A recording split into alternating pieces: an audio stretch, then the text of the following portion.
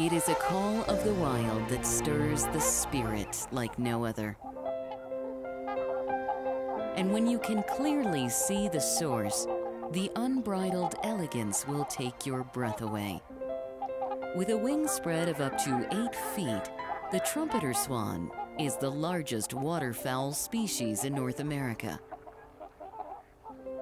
Once numbering in the hundreds of thousands, it's hard to imagine that by the early 1900s, unrestricted market hunting nearly wiped out this grand bird in the United States.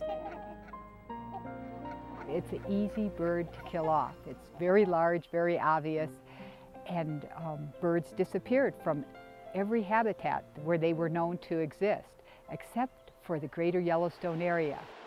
As with the bison, this precious parcel of the wild had provided sanctuary for the last few survivors of a magnificent breed.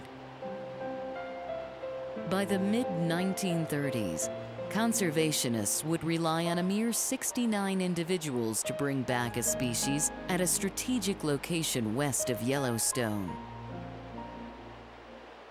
And these birds survived because of one factor. They did not migrate. They stayed in the remote valleys of Yellowstone. They were able to survive in the winter because of the thermal aquatic features that remained open. The bird is completely dependent on shallow water wetlands, both in summer and winter. They feed entirely on submerged aquatic vegetation. Biologists at Red Rock Lakes National Wildlife Refuge in Montana also fed the trumpeters to keep them in a core area so they wouldn't stray and make contact with the human influences that had gotten them into trouble in the first place. By the 1950s, 69 birds had grown to over 500 resident trumpeter swans. At the same time, the birds that migrated down to Red Rock Lakes in winter were increasing as well. And since the 1970s, the population from interior Canada has experienced exponential growth. We now have over 5,000 birds that winter in the Greater Yellowstone Area.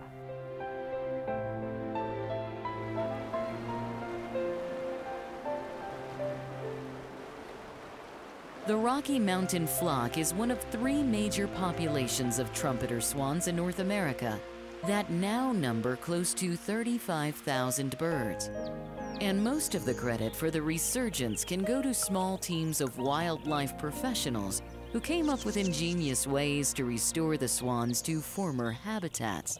We've been using a technique in Wyoming, which has now been adopted by other states, where we take young birds or eggs from the parents and also use captive stock. We raise these birds in captivity in captive flocks and then move them to new areas.